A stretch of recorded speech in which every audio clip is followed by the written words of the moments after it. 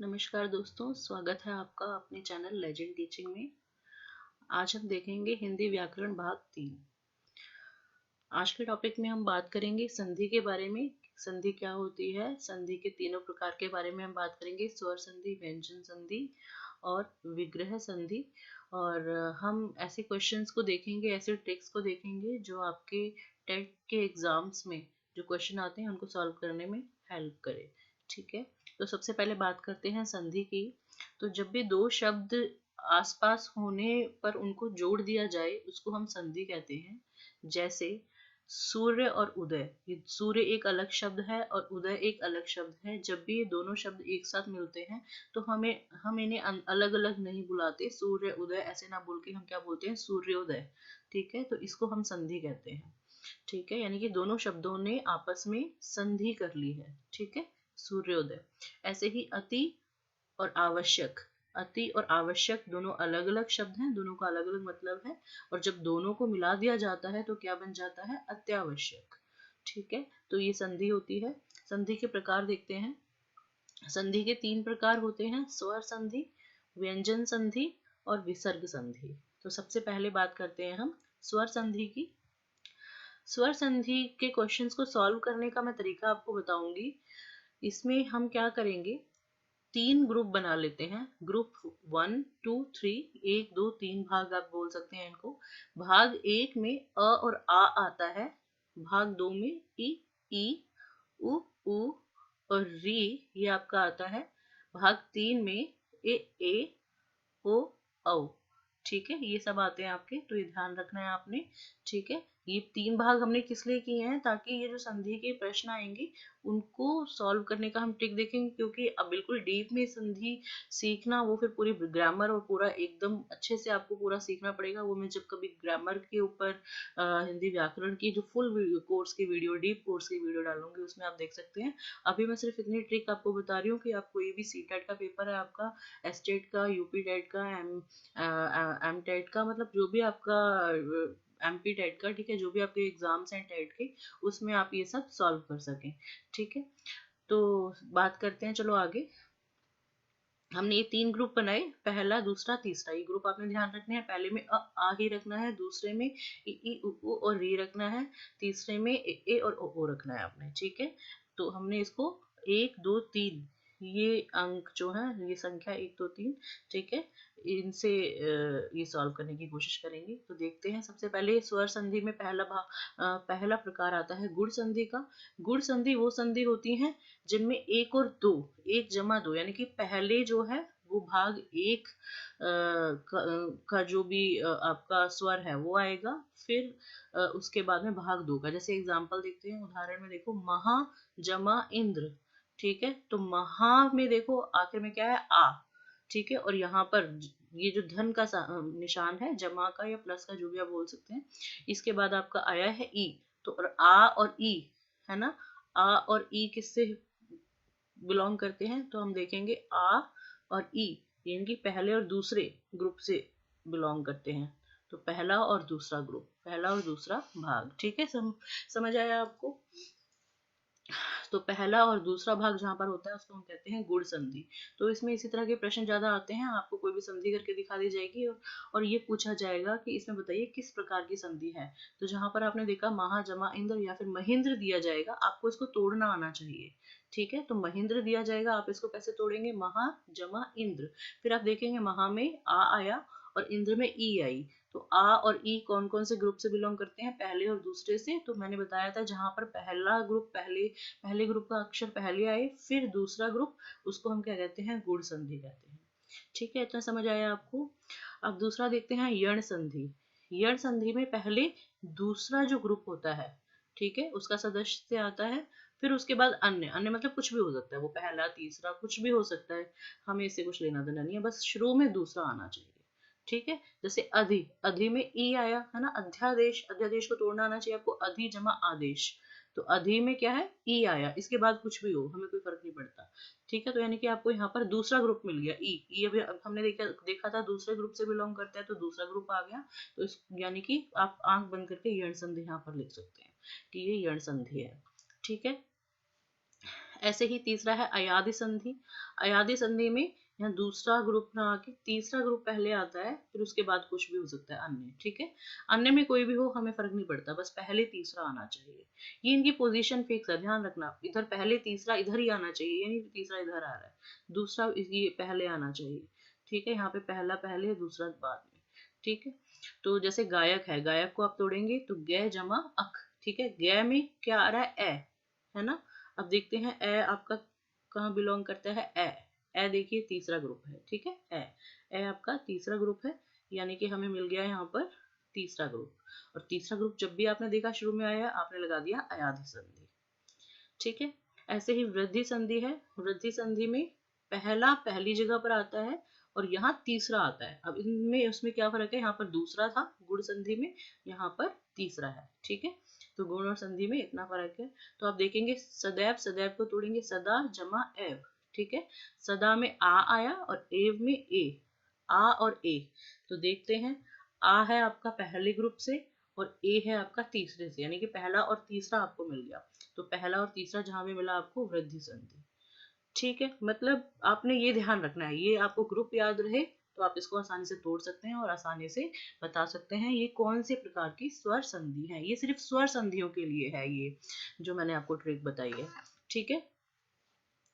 ये बहुत पुरानी ट्रिक है, मैंने नहीं बताई, आपको बहुत सारी बुक्स में भी देखने को मिल जाएगी, है ना। कई बुक्स हैं, कई किताबें हैं, उसमें ये ट्रिक दी हुई है।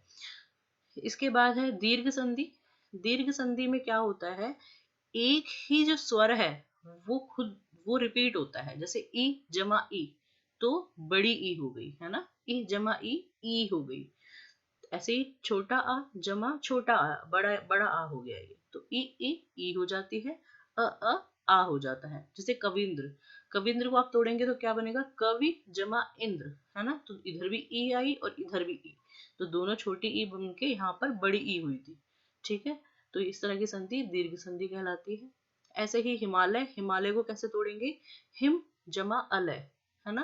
तो हिम, हिम में आया छोटा आ, है ना। जब बाद में जब यहाँ पे आ की मात्रा नहीं होती तो यहाँ पर क्या होता है, छोटा आ माना जाता है, अ माना जाता है, ठीक है।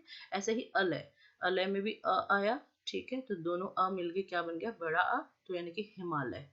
कितना समझ आया आपको, यानी कि यहाँ पे जो हर्ष स्वर है ये मिलके दीर्घ स्वर बनाते हैं, ठीक है। तो इनको दीर्घ संधि बोलते हैं। इतना समझ आ गया होगा, बहुत ही आसान है, कुछ भी नहीं है इसमें। तो चलिए आगे बढ़ते हैं। अब बात करते हैं व्यंजन संधि की। व्यंजन संधि जो स्वरों पे अप्लाई नहीं होती, व्यंजनों को देख के संधि की जाती है, ठीक है। जैसे क ख ग च छ ये सब, ठीक है। इन सबको देख के जो संधि की जाएगी, तो इसमें भी कुछ रूल्स हैं, देखो। जब आपका आधा चा और पूरा चा एक साथ आए, या आधा जा पूरा जा एक साथ आए, आधा ना पूरा ना एक साथ आए, आधा टा पूरा टा, यहाँ पर लिख लेना, ये प्रिंटिंग मिस्टेक है। आधा टा आएगा इससे पहले, आधा टा और पूरा टा एक साथ आए, यहाँ पे आधा ला और पूरा ला एक साथ आए। तो ये इनमें से कुछ भी आपको दिख रहा है, ठीक है। ये स्लैश लगाया, स्लैश मतलब इनमें से कुछ भी, तो आपको ता लगाना है, ठीक है। किसकी जगह ता लगाना है, आधे अक्षर की जगह ता लगाना है। जैसे हम एक देखते हैं उदाहरण, हमने लिखा सज्जन, सज्जन में देखिए आधा जा और पूरा जा आया, तो देखिए यहाँ पर दिया था आधा जा और पूरा जा, तो हमने क्या बोला, आधा जा हटा के ता लग जाएगा। तो आधा जा हटा के देखो हमने बना दिया इसको सत। अब आधा जा था इसलिए ता के नीचे भी ये देखो ये लगाया, हलंत लगाया, इसका मतलब क्या है, ता भी आधा माना जाएगा यहाँ पे, सत, ठीक है। और ये जो पीछे का है हिस्सा है ये पूरा एज इट इज आ जाएगा, जन।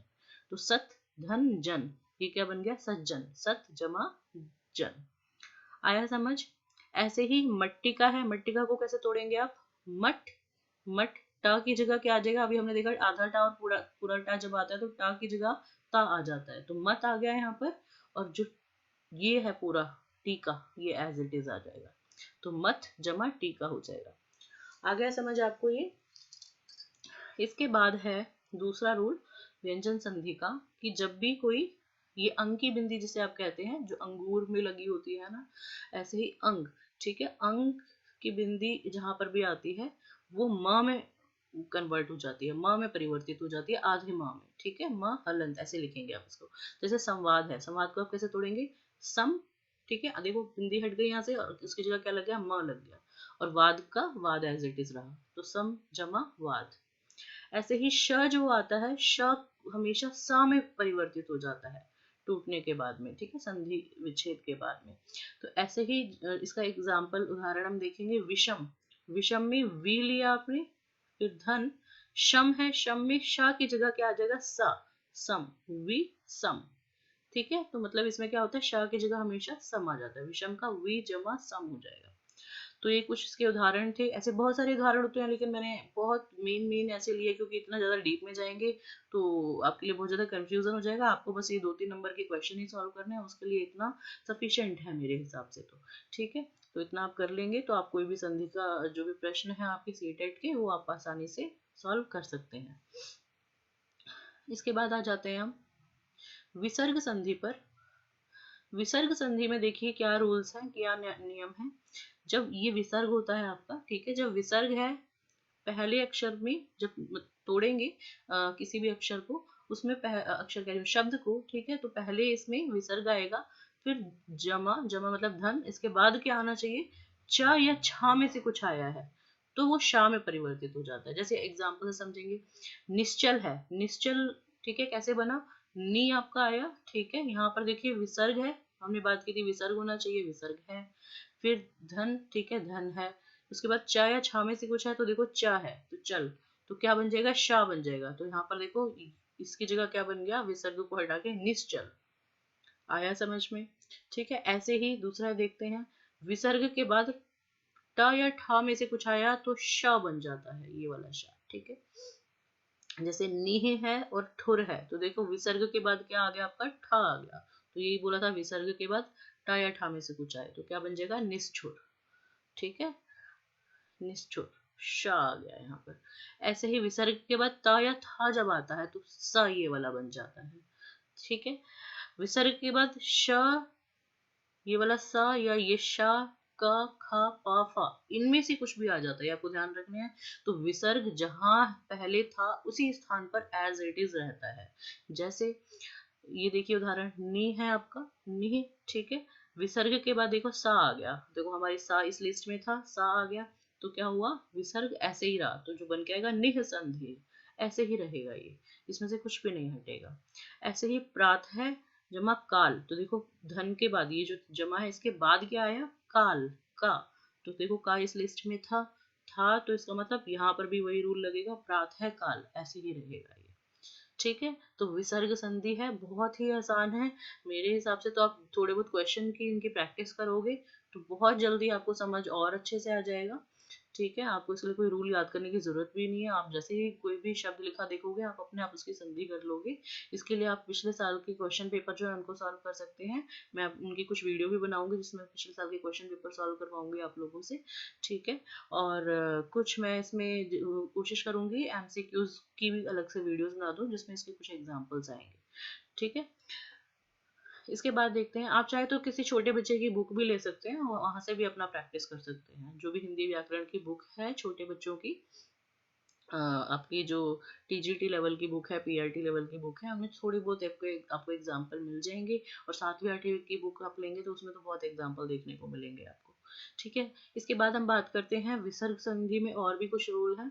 जैसे ई या उ आता है पहले, फिर विसर्ग आता है तो ये वाला शा बन जाता है। जैसे निह, फिर कपट, ठीक है, तो निह यानी कि विसर्ग से पहले, अब देखो यहाँ पे उल्टा है, विसर्ग के बाद देख रहे थे अभी तक हम, विसर्ग से पहले ई आया तो विसर्ग से पहले ई, तो निष्कपट बन गया, ठीक है। अ और बड़ा आ, ठीक है, इसके भिन्न मतलब इसके अलावा कुछ भी आए, ये दोनों नहीं आ सकते।